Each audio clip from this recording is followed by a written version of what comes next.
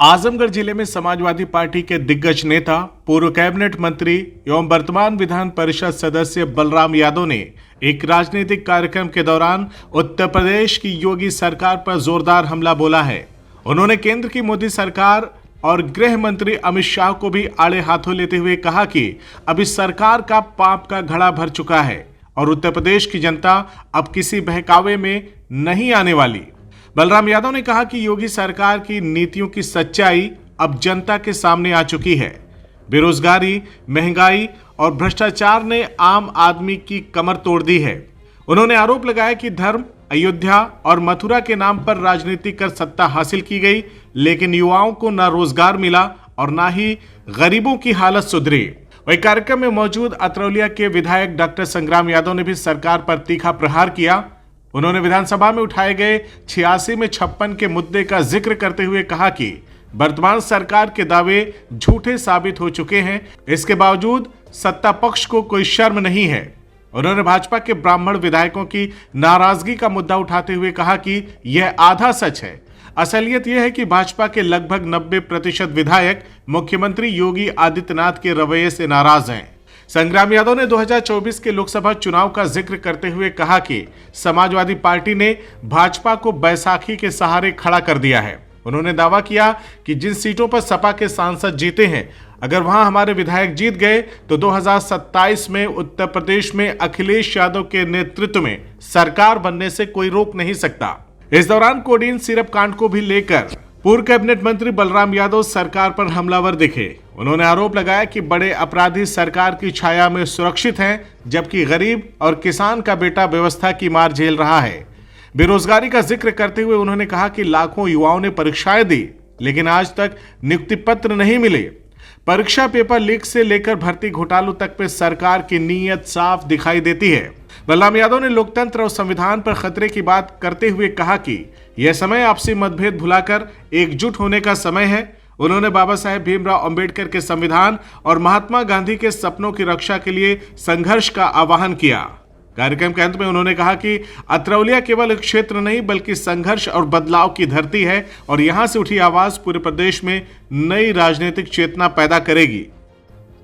आज पूरी भारतीय जनता पार्टी के सरकार के समय जितने भी आयोग हैं उनकी सारी की सारी भर्तियां अनियमित हो गई हैं।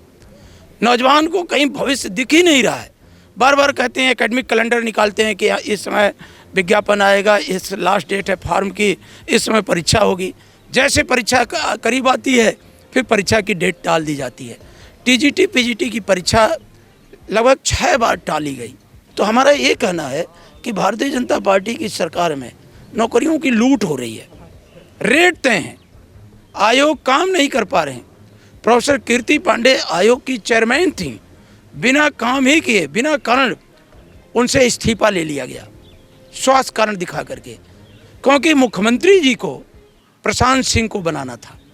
पहली बार आईपीएस को अपना संशोधन किए, कैबिनेट बाय सर्कुलेशन संशोधन हुआ, क्योंकि उस आईपीएस की वो प्रतिनियुक्ति चाहते थे, उनका कार्यकाल बढ़ाया जाए डीजीपी का। बार बार केंद्र सरकार से अनुरोध भी किए थे, लेकिन केंद्र ने माना नहीं।